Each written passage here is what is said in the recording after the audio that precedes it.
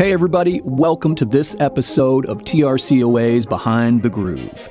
If you're here live, please introduce yourself and ask questions in the chat as we go along. This episode is sponsored by Stinson Recording Studios. Also, if you find this content useful, please like this video, and if you are new, please subscribe to our channel. We make new content every week. Today we are proud to have Ben Kliever. He's going to show you the best ways to use time-based effects. Ben is the owner of Nebula 88 Studios and one of TRCOA's beginning recording techniques instructors. Without further ado, Ben Kliever. Hey everyone, welcome back to TRCOA's Behind the Groove seminar. I am Ben Kliever and I will be leading the lesson tonight. This will be the last seminar of the year, so thanks everyone for being here. Tonight we're going to be talking about effects. So this is going to include effects you're used to with compression and EQ, but also things that are more used for sound design, or to change the sound of what's going on, or just purely an effect to change the tone of what's going with that, or some kind of different characteristic shaping. So we're going to go in and look at quite a few effects tonight with some different examples. We're specifically going to start with the kilohertz plugins and go through those. All of you that are enrolled in school here with your Slate All Access Pass, you have the kilohertz bundle, and it's very good for control and creativity to build the sounds that you're trying to go to. So that's going to be what we're going through tonight. We're going to look at it on some different examples, and then we'll really just dive in and listen to some of these sounds, because to some extent, some of y'all may be familiar with some of the effects, some of you maybe not. You may see some of these that are in there and you're like, what the heck is this thing? I don't know what I don't know what this is. So I'm hopefully it's on some of those that you'll learn and pick up at least what some of these tools all do whenever you're going in there. So let's go ahead and let's just kind of take a look at what's going on straight in here. We're going to get pretty much just right into this and go through some sounds and look at some of these techniques and do some listening. So that's going to be what's going on tonight. So let's take a look over here at our session. So I'm going to start with I have some different options set up here. I got a synth pad that I just made quickly today, and then lined some kicks up and some snares, and then I got some drum loops where we'll do some different types of processing on these things. Then I got a bass track, so we can look at some bass thing on how some of these will work on bass. And then I have an electric guitar track as well that will look at some effects that work good with guitar. And then I have like a vocal chop kind of thing over here that we can treat kind of like vocals to some extent the same way, and then also going to do some cool effect things with it. So that is what we got, and we're going to go ahead and dive into this. So I'm going to open up my plugins here, and if y'all didn't know, this is where you can find kilohertz. If you slide down to the in your plugins, you go down to kilohertz, and we have all our different ones here. Besides the individual effects that we have going on in kilohertz here, all the different ones that we have, there is a multipass, which we're going to get in. I'll show you a little bit more at the end on. We'll do some more things to look at this. But basically, what multipass is it lets you build chains, but you can put effects or chains into certain frequency bands. It's basically a multi-band effect chain that you can put different ones at different bands to affect certain frequency ranges only. Then the other thing they have that's not just a single plugin is the snap heap that lets you build effects chains either in series or parallel. And series is where they run one effect to the next one. Parallels where they run right side by side. They're both happening simultaneously. So we'll look at those in a minute. Towards closer, once we go through all the effects in here and take a look at them individually, just so y'all are familiar with what's in here and what some of these tools can do. And maybe this will spark some creativity in some of your mixes or some of your songs that you're writing that you feel you just need something else different or new happening in there.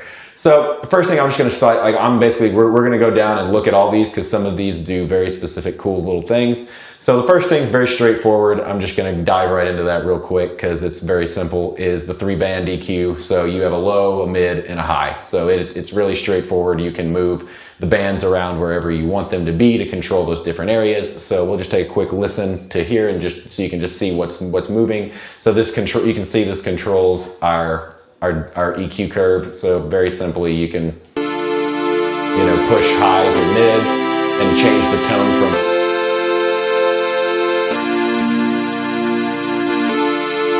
So, and it's very simple. You can see even when I have it there, I can, you know, decide where I want to put my. So that's just very simple 3-band EQ. Nothing super crazy about that, but just so you know, just super straightforward. If you ever need a quick EQ that you're just controlling high, mids, or lows, just to push one of those areas, you can do that very quickly, especially on anything that you're doing on like synthesized or MIDI material that you're trying to, you know, change stuff on and do it very quickly without having any like real CPU usage going on there. So next one down the line I'm going to look at the Bit Crush, which is the very next plugin that is down from this, and we're going to take a look at the drum loop with this. This is something that can work very good with a drum loop, especially if y'all remember, if any of y'all have seen the lo-fi seminar or are familiar with lo-fi, Bit Crush is something you can use to get that more kind of lo-fi sound, because what it's going to do is it actually like degrades the audio, and which is to some extent what you're doing with lo-fi stuff. You're just making it less high. Hey there, Sharina, welcome. Feel free to ask questions or comments as we're going along. So this is the Bit Crush here, and we have a few different controls here. We can control the frequency range that we can downsample this to. So let's just take a quick listen to what this kit sounds like real quick so we can hear the difference. So I just got a very simple drum loop going on here. And now what I'm going to do is I'm going to bring in the Bit Crush, and I'll just show you what a few of these things do right quick, and we'll go through each of these on these plugins as we go down. So this is where you can downsample, so you'll hear what it does when I start downsampling it.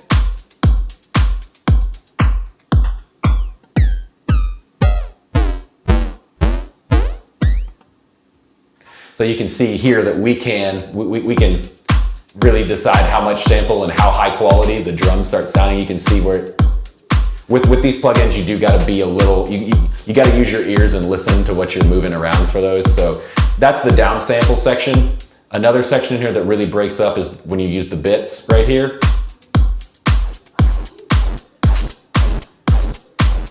So if there was ever something, like a lot of this stuff would be used likely in some scenario where you might be automating something to feel like it's building up from a more distorted way, and you'd probably use more than one knob maybe at the same time.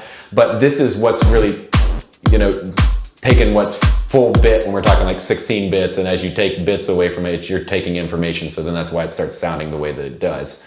Quantize here adjusts the dry wet mix for that. Usually with Quantize, it's just gonna make your bit crushing more, like a little bit smoother of what's going on in there. So down here, like really the big things is you can downsample here, you add your bits here. Dither, if you get too much distortion, you can use this to try to help reduce distortion if you have too much going on. But then down here, this is controlling the low end and this is controlling the high end of what sound's going on. So you can kind of hear, like when I start pulling bits back here, like really you hear it when I really start moving the bit crush around up there, the samples.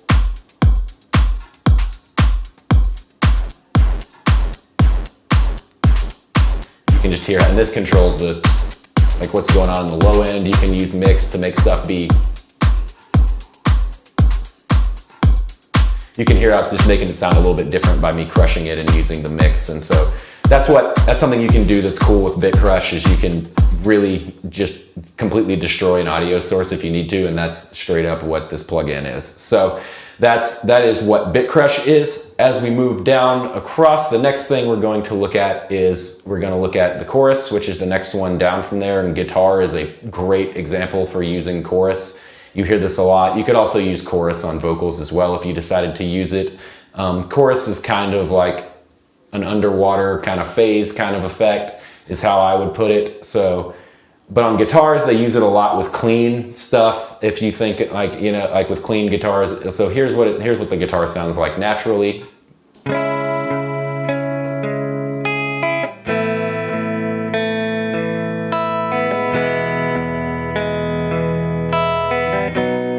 Then if I turn on the chorus,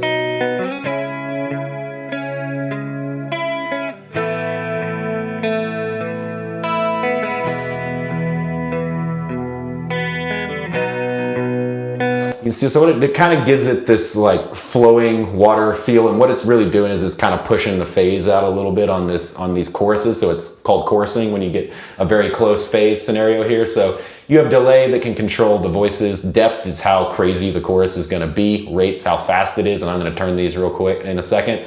Taps is how many number of voices. So you'll hear this. So now as we go through it, like let's listen. As I go into depth, it's going to get really bouncy.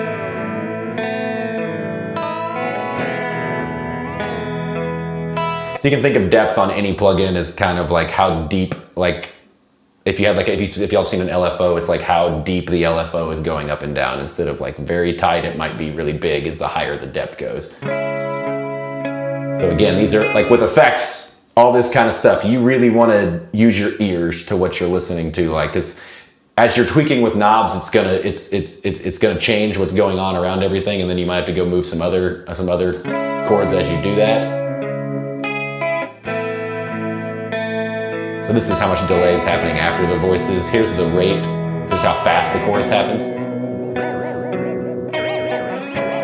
So you can hear how bouncy it is right there. Like that's if you make the depth really big, that's how fast it is. Now you'd have to have a very specific reason for dialing it in there. But the taps here is how many chorus voices. So you can hear how much thicker it just got with 3 voices. Then you got a wet drive knob to decide how much of it you really want.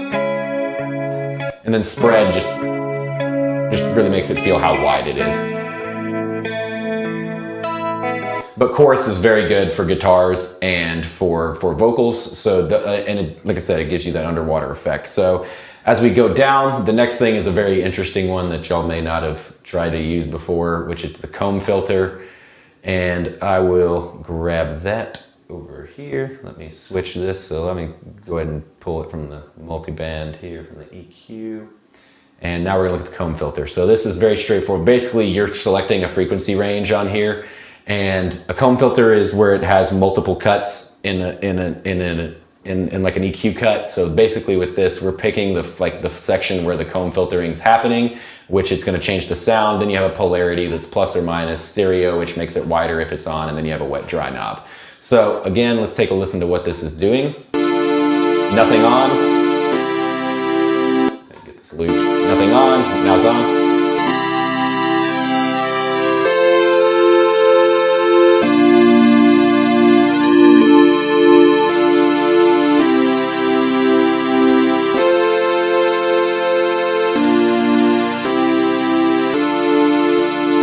So without comb filter. With comb filter.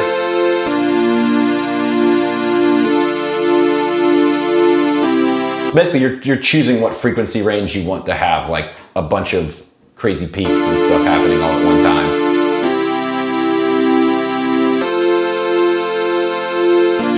And then stereo makes the sound very much different when you take it, if it's making it stereo widening or not.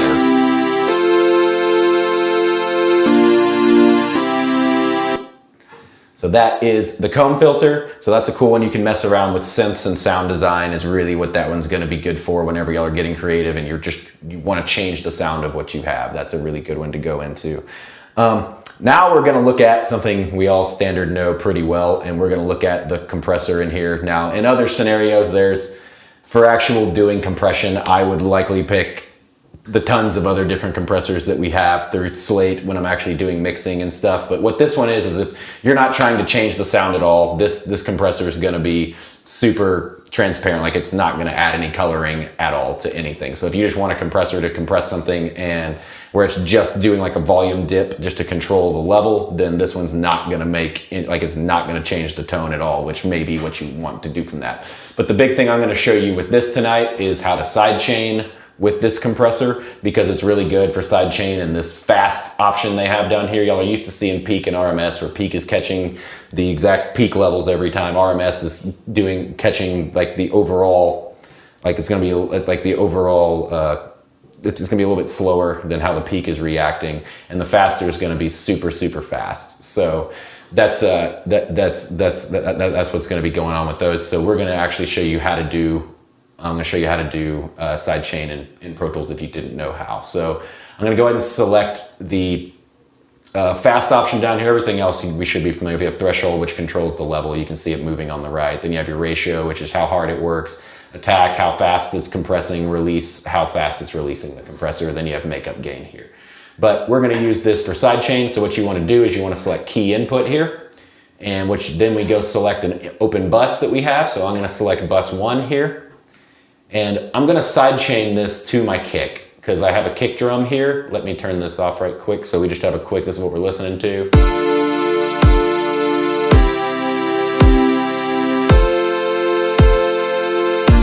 So we have a kick and a synth, which is a very normal thing to have when you're working with any kind of electronic or beats or pop stuff or anything you're doing in that front.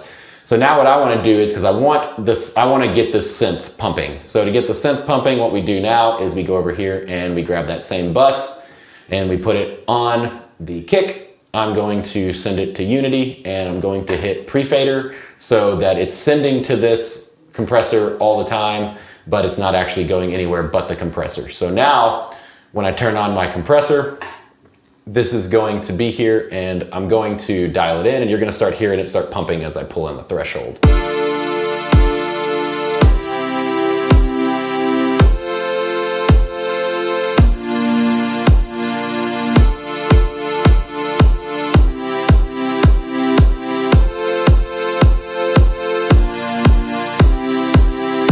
So it's really, you can dial in side chains super fast with this compression. You could, like with this compressor, you see just side chain input, pick an empty bus, put that empty bus on whatever channel, on whatever source you're side chaining from. You might be side chaining something else than your kick. This is just like the most standard thing that you see people side chain off of. And then from there, you're dialing it in. Like you listen to the threshold, and I'm just getting the level of how hard the compressor is, like how big that dip is.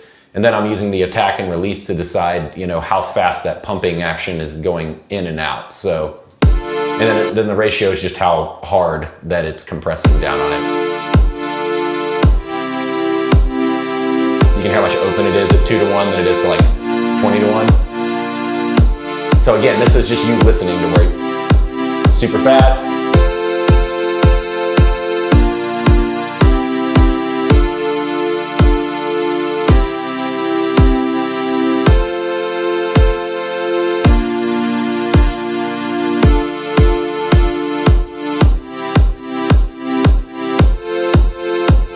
So that's just a super fast way for you to dial in side chains with that compressor. So super good for that. Now we'll move on to the delay that they have here. So with the delay and the reverb that's in this, again, if I'm doing parallel sends with that I'm gonna set up, I'm likely gonna choose some of the other delays that are a little more lush and smooth. But if, let's say you're doing a bunch of, like you're doing beat creation or doing a bunch of MIDI work with stuff, this is, like the delay is the delay and the reverb that's in this, and we'll do the same thing with the reverb, is it's really good at being a direct on the track setup, and I'll show you why, because here on their delay, the one thing that makes it different is you have this duck option right here. And when you push the duck, even when it's on the same track, it pushes the initial source that's going into the delay in front of the delay all the time, no matter what. So it's kind of acting like a parallel send where we can decide how strong it is, but we're doing it right here in this plugin. And so this is something I would use more on something that I'm trying to get kind of creative with and have a delay be part of the tone that's built into it. So let me just put this on like quarters or something here. This should be fine. And then I'll just start kind of dialing a little bit of delay so y'all can hear it. It starts at 50-50. If you have it all the way to 100%, all you're gonna hear is the delay. So let's just before I do this is just what we're listening to, a little vocal chop.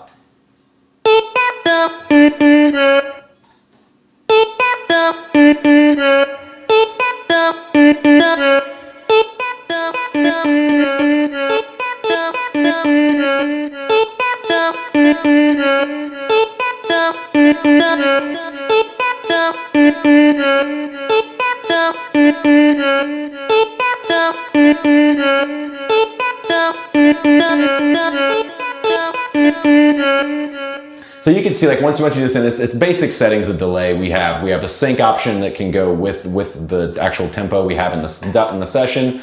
of the DAW. Then you actually have milliseconds where you can dial in the delay exactly where you want. Standard stuff, feedback, how many repeats it's doing, pan, which side it's pushing it to. I only pushed it to pan because of wanted to use ping pong. When you use ping pong on a mono source, then it starts jumping back and forth. If I didn't want ping pong, I would probably just leave these on. One thing that's different from the rest of the plugins that's in when you're normally working in Pro Tools is you can usually hit Command or Option and it puts things back to Unity. Here, to do Unity, you just double click. And if you want to actually, or on other plugins, that's where you would type in the number. If you want to type in a number on these kilohertz plugins, you right click on the actual knob and then it shows you the actual number that you want. So you could, type something in actually in there. So.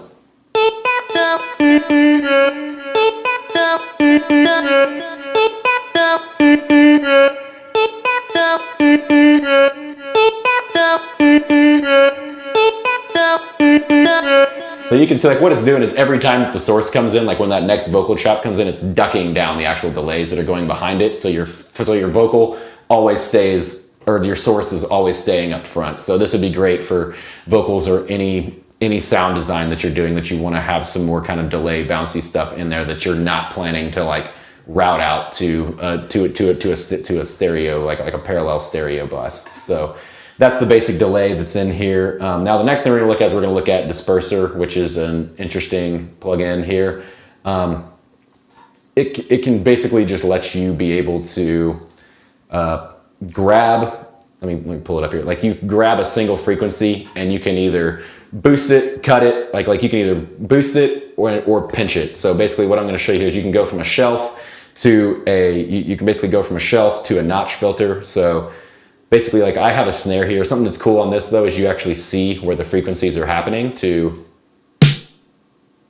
so I can see that, like I can see the frequency ranges where the snare is happening. So you can move this around depending on what area you're trying to affect. So like if I was just trying to make the snare beefier from that whole part down, like the main fundamental there, which is what's happening right here, I can, push the amount up and it's starting to change the effect. Now if we wanted to tighten that up a little bit more, we can actually do this pinch here. And then we can, move this around more and mess around with the shape. So basically all this is doing is you're taking a frequency range that you exactly want to affect, and you can boost it and then decide how much you want to control that boosted area. But it changes the tone as you pinch it more into depending on what area, like, so see how it's almost going, like you can affect any part of the, like any part of the signal that you want, even if I was trying to affect more of a,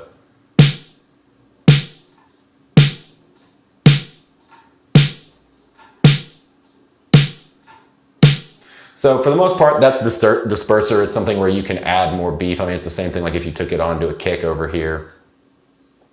Let me turn that off and just listen to the kick.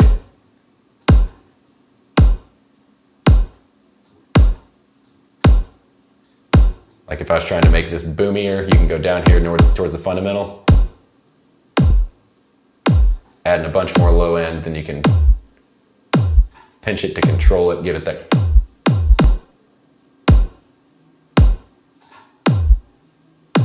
And it kind of adds this movement to it. So if you wanted to kind of have a movement feel, or to just, change the sound or the tone of just a single frequency range, disperser can do that right there. So that's an interesting one that you can mess around with. After that, the next thing is something that y'all know, it's pretty standard, and it's distortion in here. So you just have a bunch of different distortion options. This is great for any synth source or any MIDI source or anything that you're just trying to beef up and make a little bit more aggressive. So here's our vocal with no, let me switch to the vocal.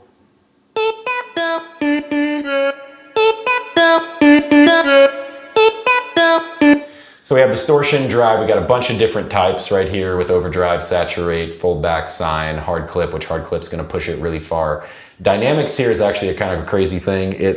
Since distortion, when put distortion on something, and you put the more you put onto it, the more it's like compressing the signal and making it more like a box where it takes away more of the dynamics, so it feels all like it's kind of punching the same like feel and energy the whole time. If you want to keep a more like dynamic, like a little more of the dynamics in there, that's what this does. But you got to listen, because the more you push up it, it kind of you can easily push it too far and it does not sound good at that point. And then the bias here just really changes the distortion sound if you're trying to do that. Again, something you'd be very careful with and listen to, and as you're doing it. Now we'll go through that, and then spread just makes it feel wider. So, and then we got our mix if you want to make it a little less like 100% distortion, where you want to do parallel.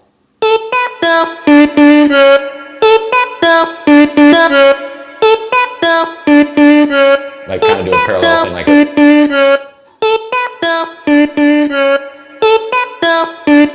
now listen to some of the other sounds though.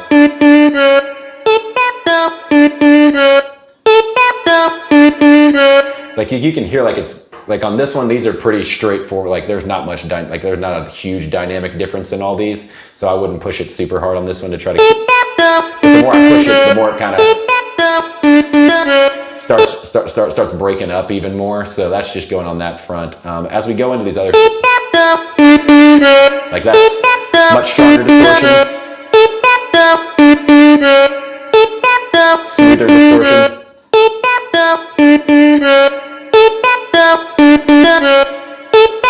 Bias just changes where like how the distortion is sounding.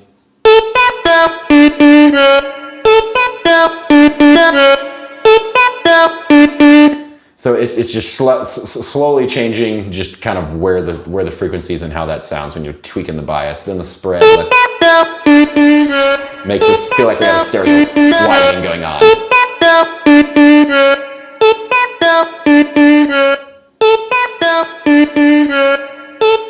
So you can see with distortion, you can kind of get wide.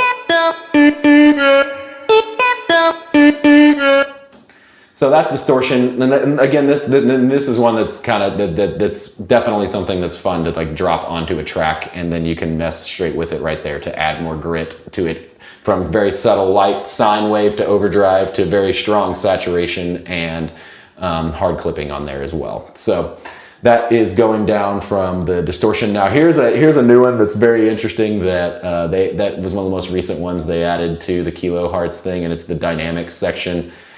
It's very interesting, and we're going to go through this real quick. So basically you have these two lines right here. You have a threshold for upward and downward, like upward and expansion, like downward compression, like upward expansion and upward compression, and then you have regular compression over here. So anything above this line, I didn't want to do it on this one. I wanted to do dynamics on this guy, on the guitar, because it's something that has a more dynamic play than that. So I just wanted you to see, like if I get these very close to each other, I can have it do upward and downward.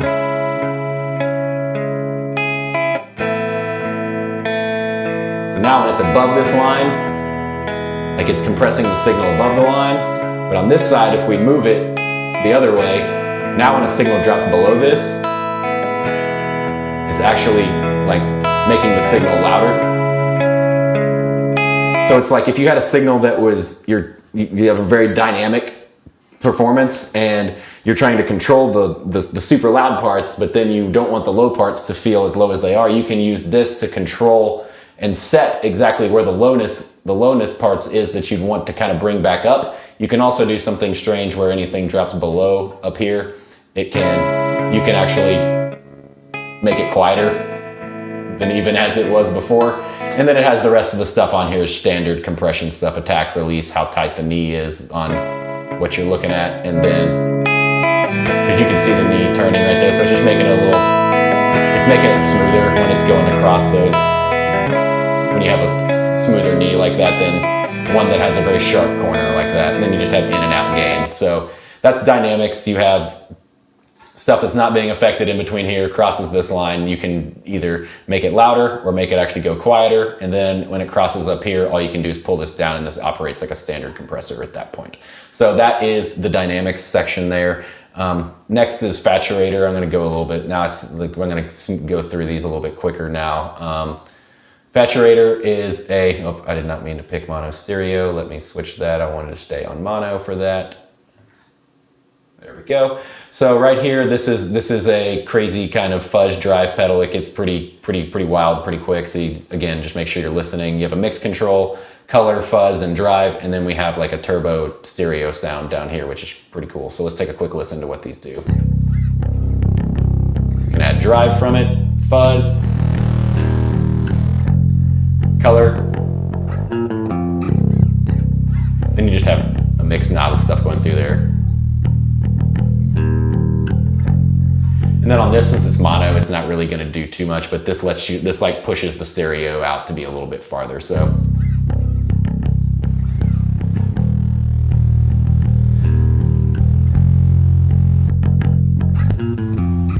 if you wanted a more, you know, fuzzed out kind of drive bass, Faturator is really good for getting that fuzz sound, which is really gritty. So next thing is we have a filter that's going down through this, and I'm just going to hit this. So this is something you would use for either, you know, I'm just looking at the drum loop. So this is something you can either use very quickly to just cut off low end, or this is something I would likely use if you're trying to do a, like more like an automation type thing, like on a drum kit like this. So like kind of how they build it up and open it up. You know, so they can kind of build up and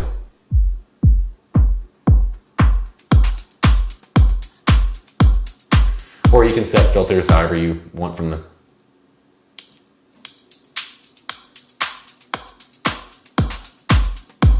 Then you have all your different cuts where I'll just put it in the middle where you can see it, where you have your band, you have your notch where it's just cutting out everything out. Then you have your shelves.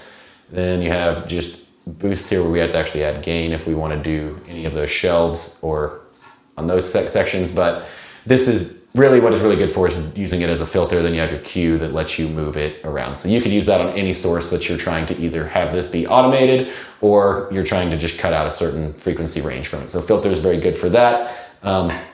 Next thing we have is a formant filter in here, which is kind of fun to mess around with because you can do this to change just like the vocal, like this, like the tonal sound to like these letters as you kind of go through these. So I'm going to do it on the synth. So you got like O's and E's, Oo's, U, Ah, E,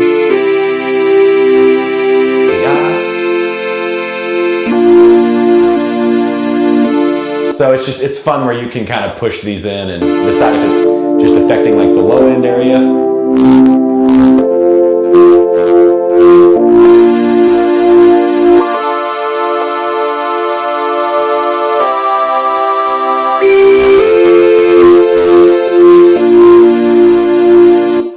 So this is something that's fun that you can mess around with, where you can start trying to add in some like vowel sounds into something that you're working with. Next thing down from format filter is the frequency shifter, which we'll just take a quick listen to this here, which will allow, like literally it only allows you to just switch the frequencies that are going on somewhere. Like it's just literally you are, however much you move this, it's shifting the frequency up. Like on this drum kit.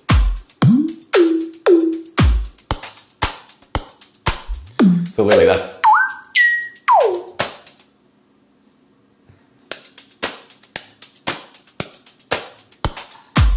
So there's what it really sounds like. So really it's just something you can use to move around, like to just do some crazy frequency shifting things if you really want to do that. The other option on here, very simple, like it's, and there, for those who don't know, like if you had something that you need to add extra gain on without using, without using the fader, you do have a gain knob that you can use directly in here with kilohertz that makes everything louder, right here. So you can literally just either add volume or cut volume just from that gain knob. So that's very simple. That one's great. Below that we have a gate, which I'll just kind of do like a gated reverb kind of thing right quick with the snare. So I just have this going into the snare. So now we have a reverb going on over there. If I grab the kilohertz gate right here, what a gate does is it takes a sound, you set a threshold, and once that threshold is passed, it lets the sound come through, but then when it drops back through, there's a door and it closes and then the sound stops. So you're about to see as I move this threshold, what's about to happen. So you see every time it's above there, the reverb comes through. When it drops down, the reverb's gone. Now we can use attack and release again to be how fast the signal's happening. Hold is how long it's staying open, and then tolerance here lets us make how wide our actual like how wide this we can control very much what the gate's doing.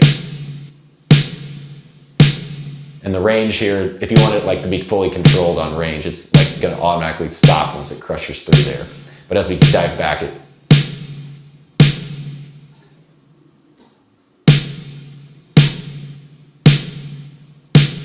so that's a gate. You can use that on drums too, but if you're using it on drums, I would likely use the one that's in the VMR, the slate gate, because it's really, really good at that.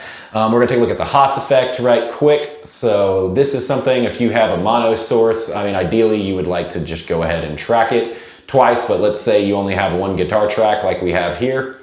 And all I can do is, so I have this routed to this mono parallel right here, and I wanna make this, let me mute this for a second. And all we had was this one take from a mix, like from stems someone sent you, and you're like, man, I really need this guitar to sound stereo and be big and wide. Like, we can't just, like, even if I send this to a new track where where this is panned to the right, you're gonna hear it's still gonna feel mono. Like right down the middle. Now if I take off the parallel, it just feels like it's completely left. So what we're gonna do on this parallel here is we're going to add the Haas effect onto it. And we're just going to tweak this just a little bit from this channel and to where we hear it exactly how we want it to be.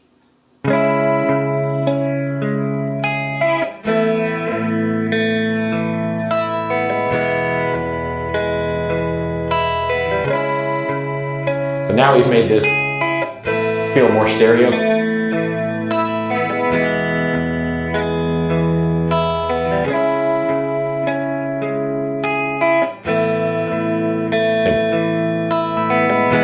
Turn it off, it just feels like it's mono. Now we feel like we have left and right. So that's what the Haas effect's really, any source that you have a mono that you're trying to make feel stereo, you pan that to the left, send it to a parallel, parallel send, and then put the Haas on there, and then grab the channel and then do the delay until it fills up the side that you're trying to fill up. So that is going through the Haas effect. On the other one we have here, we have the ladder filter, which we will look at that right quick on the drum loop, which is just another filter that lets us go through these very quick, like lets you control. And then you can saturate and do, but you can also add resonance onto a certain resource too.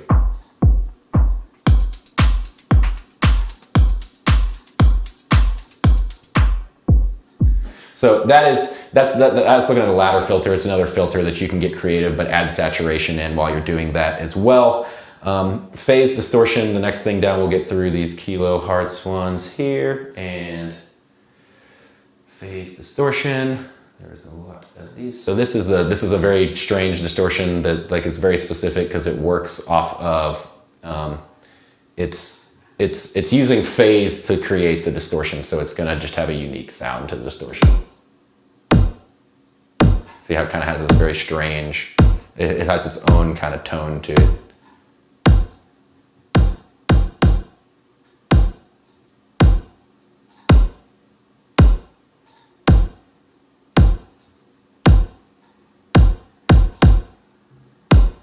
So that's one if you want to mess around with just a different type of weird distortion, that one's good to do.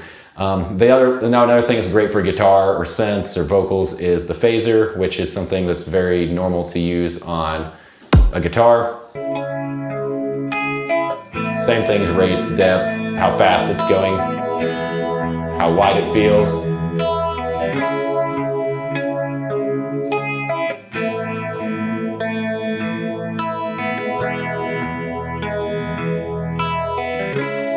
So that's something you just want to dial it in very nice. This is how many different phase points you can have. So there's just more, it's going to get much wilder if you push this up. But other than that, focusing on these, on your rate and depth when you listen to it, it's going to give you that phasey moving sound all the time through it. Okay, now as we're going down. I just want to make sure I'm hitting all of these. Then we have the pitch shifter, this is super useful for anything that you are that you literally need to change the key of what it is. So you go down to the pitch shifter here, and I go to this vocal chop here, and basically you have some jitter, which makes it very random. If you're really trying to keep it smooth, you want to use this correlate button here and turn this on, turns the jitter off, and it keeps the pitch feeling very normal. So if I wanted to move this up a key, like I know this is an A, but then I put it in a new song and it said, well, I want it to be in B, I can move it 2 whole steps up, like a whole.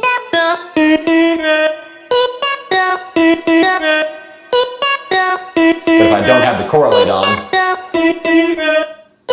like you can hear it gets like this. But you can get kind of creative with your vocals if you want to use the jitter there too. And grain size is like how long like the pitch shifted grain is. So like as you get bigger, it gets a little wilder. It's a little smoother. And then you can decide if you need super high compensation or not. But you can see like when you do that, it makes your delay work much, much harder when you're on high. So.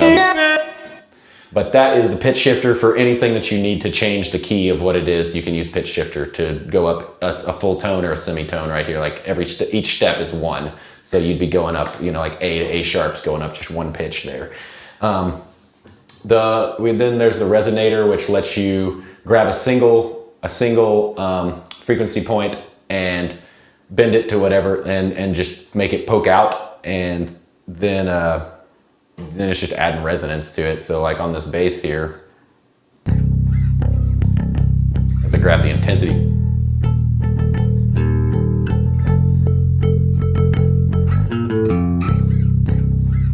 so you're really adding, resonance, and you can change the note to what it's doing too. Again, like most of these are going to be creative effects that you can use to add some type of texture in there, which this is what this is doing at this point. Which it's just picking a frequency point and making it resonate. Another one that's really fun with drum loops is the ring mod. It's literally known for just being wild and crazy, so keep that in mind when you're going into this. But if you're looking for something that's just going absolutely wild, the ring mod is very good for that.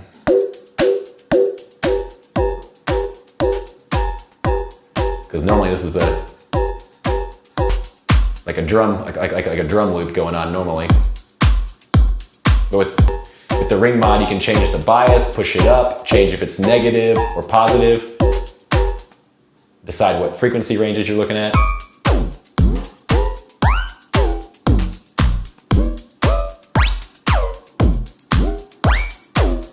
So you can change those, and then it has different sound noises on here. Once you go to low pass and band pass and self, they get pretty crazy sounding. Like it's not as clean. It starts getting really, really broken up. So you'd have to make sure you really knew what reason you need that kind of. And then you can make it actually go off itself, or you could key and put something else into it. But the ring mod's there to just make crazy, crazy sounds. The reverb, again, like if you were using the reverb in here, it's one that I would it's something I would use on an individual track. Like if I was using the kilohertz reverb, just because it's on other ones I have lusher, bigger reverbs, but this is one that you can use this on any source. It just works like absolutely any other reverb that you have with decay, which is how long it is and the size and how big it is in your mix knob. So nothing too crazy on that, just a standard, very simple digital delay.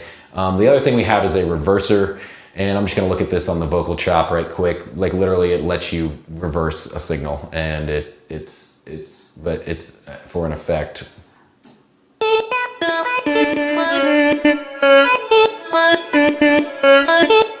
So like at 100% right there, it's going in reverse.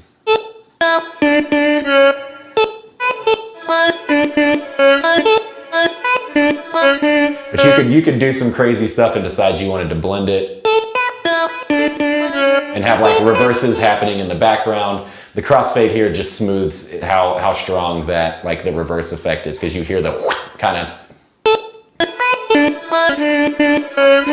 and that makes it a lot smoother, you can see.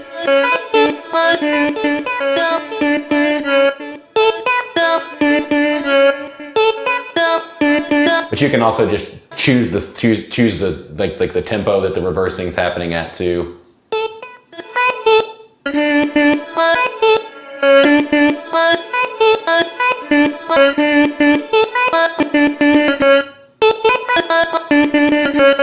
So you can get really crazy and creative with this. So the reverser is something you can do. You can make things sound reverse if you need to do that. Stereo is something that works very well for like synth material like this. Just anything that you want to be wider. You have the stereo plugin on here, which makes it much louder. Much wider. Yeah. So now one thing that's very cool on this that you see, like as I get too wide, if you get too wide, this plugin will start giving you these red lines at the side here. And what that means is that if you collapse to mono, you're not gonna hear any of that widening information you just did. So anyone's listening on a mono source, all that widening you did is not doing anything. So your goal here is to not touch the red if you're trying to push something to be as wide as it can be. Get close to the red and then dial it back just a little bit so it doesn't cross that threshold. And then that way when you're going into a mono scenario, you're still feeling the width in there. But this controls your entire mids here, by the way, if you take the mids out. Now it's all edge. But you can see how much information is not going to get transferred to mono if you do that. So that's what this stereo plugin is great for, width, controlling the mid, and then you can pan anything to one way or the other from that if you need to. One thing I'll do this one. This one's something you definitely have to get creative with is the tape stop, which it's basically if you're just trying to get that tape stop sound, this is something you'd have to use some automation with to turn it off and on, but you'll see when I'm playing here, drum loop, and I tape stop. Like I can make this tape stop a little bit slower so you can really feel like you can, automate these sounds in if you were trying to control the drum beat to kind of, but you'll notice if I have this on play, no matter what, if this is played, it doesn't affect what's actually underneath on the clip. It's just the tape stop making the sound.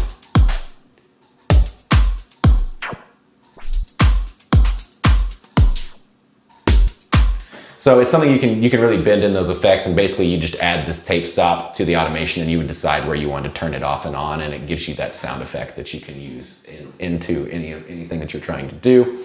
Down here, another super fun one that's right after the tape stop is the trance gate, which is really fun to work with on synths and anything that you're trying to make have more movement. So this thing opens up, you can see, and it starts doing, you have all these patterns that come with it automatically. So whenever we first start playing this, now I turn the trance gate on.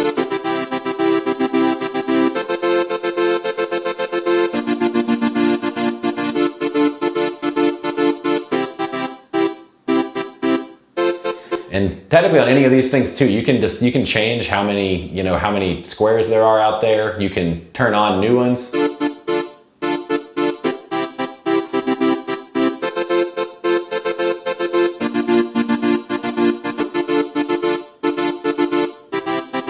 So you can get in and get really creative with these things, and where you can change the resolution of how fast it's happening.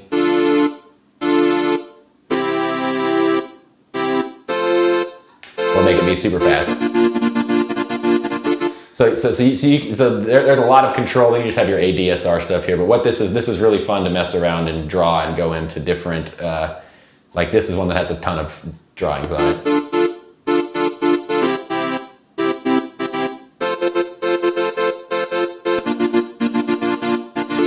So you can get really, really wild with it, but the trance gate's fun to mess around with if you're trying to get a more bouncy kind of rhythm off something that you're working with there. Lastly, we have the transient shaper, which is good for, you can really shape drums with it. It's really good at shaping drums. I use transient shapers a lot. Like there's other transient shapers that, like the SPLs or like the Waves attack, but this one works really well too. Basically what it does is it lets you control how much attack and how strong like a snare or a kick is. Oops.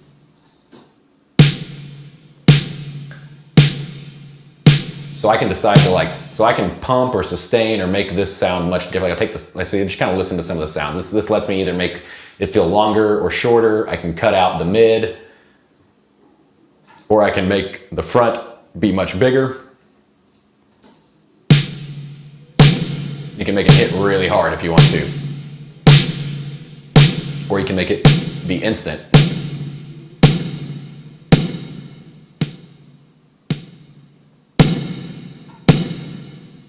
So you can really aggressive up your drums if you feel like something's not hitting hard enough by And you can make the speed go faster by making it hit harder too. You can see how fast, watch how fast this goes through the line.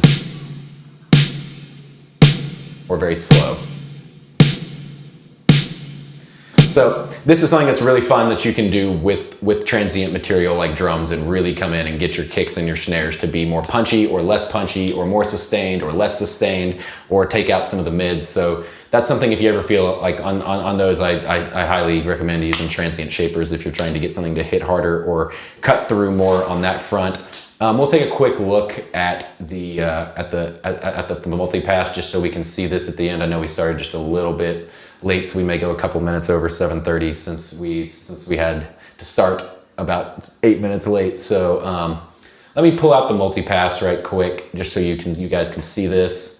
We'll be right on point here. So this is the multi-band here. You can open up other bands. You can actually have up to 5 bands here in your multi-band. You can move these wherever you want to have control of the frequency range. So like, for example, if we had this, I'm trying to think, so like this, let's say we had this, this drum loop down here. Oh, and we'll do it on the synth, never mind, that's where I have it, so. But let's say you wanted to, boost, do an EQ down here and, boost the low end, or let's say we wanted to put some saturation on the bottom part of this, we're gonna do some distortion and put saturation just in this low frequency. So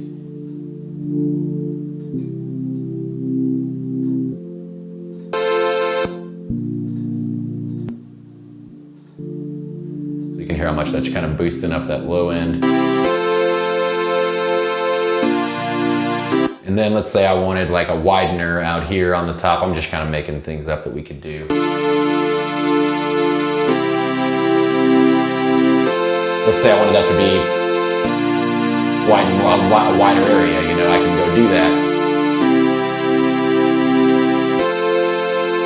So this just allows you to literally affect every area however you want. If you need to compress an area, add something to there, add reverb just in one section of the song.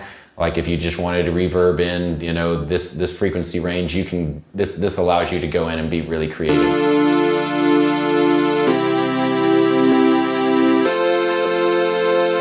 Now let's say that we were doing something where, just so y'all know, you can automate stuff on here and attach them to these macros. It's very simple to do.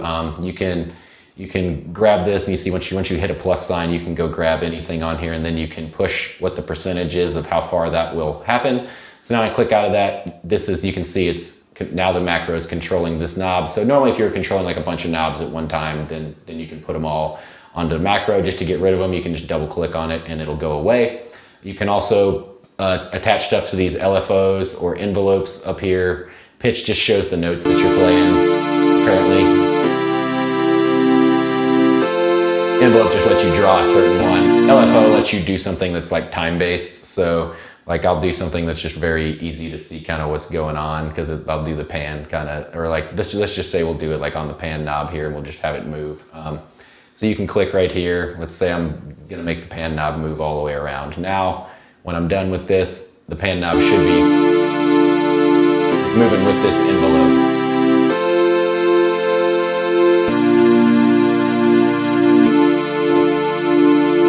So I just want to show you how easy it is that you can automate and go on here and use all these effects. You can even pick the frequency range, move the fades, so you can do a lot of changes on here. You can also control the gain and the mix amount of any chain in their frequency range from these knobs down here, where you have master, gain, mix, and post for everything. And then this is your final output to the whole thing. Right over here is this post FX that's going to be affected. Anything you put on this will affect the entire signal after all this processing. Anything you put in pre-effects will affect the entire signal before the multiband. So that's multipass. I'll show you snap heap right quick, just so you can see that. Basically, snap heap just allows you to build multiple things in a series at one time. So snap heap just lets you have you can build chains on any of these, but we can, put a bunch of different effects in a row. Like if we were going to do a 3-band EQ or something, and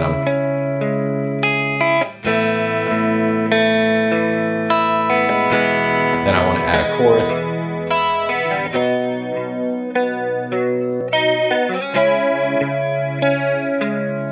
you can technically make these parallel where they happen next to each other. If you hit this button, now they're parallel, so they're happening at the same time as they go into this next one. So then I could, you know, have that happen and then put like a delay or something.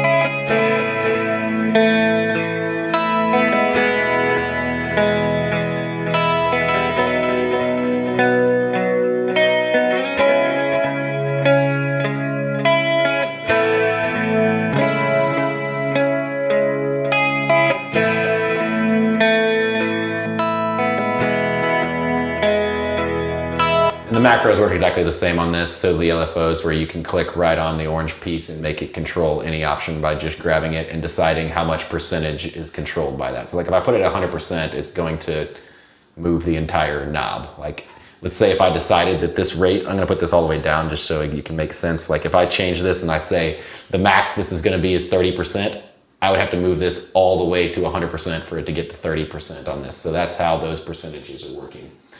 So that is the snap heap and how you can run kilohertz through that. All of y'all have these, so you should be able to use these for with your Slate Digital package with any sound creation or any fun that you're doing. Also, like I'm not going to go through all of them here, but I just want to show you too, if there is other effects that are built into your Pro Tools that you have standard. Under the Air Music technology, there's a lot of different effects as well, where you have chorus and distortion and delay, ensembles, filter gates, which is very similar to the trance gate, flanger, which I don't think we actually had a flanger on the other one. So you like, there's just a little more movement when you go into a flanger on some of these. Oops, okay, I can only have one channel.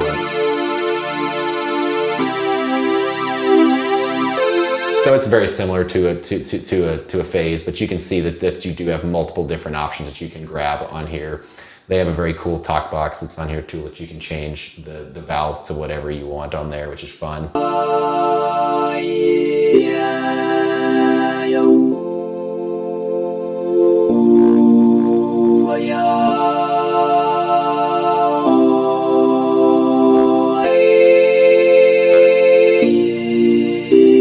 So you can have fun with all these, but that's another, I want to show you there's another place where y'all can get effects. So effects is something that, I mean, if you're not super familiar with them, I suggest y'all try and just put effects on stuff. Like have a day where you're just loading different effects on different sources so you can hear how they operate with those. But I gave you a lot of different options for how you can use these, and also told you other options you can do outside of that besides what I showed in this short hour that we have to show you. But feel free to mess around with those kilohertz, go in there and start trying to use those, like those effects to make more movement and add more tones and character to your tracks as you're mixing.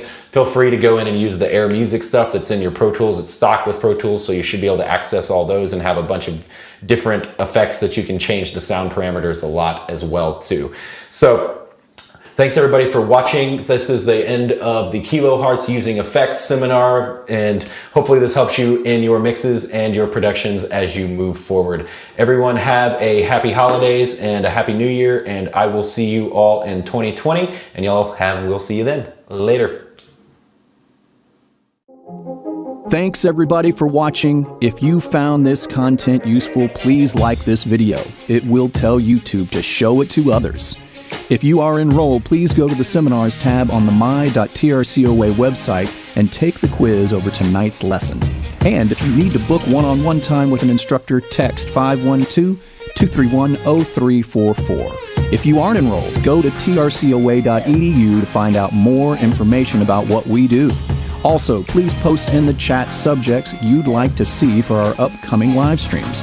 And as always, subscribe to our channel, and we'll see you guys on the flip side. Bye, everybody.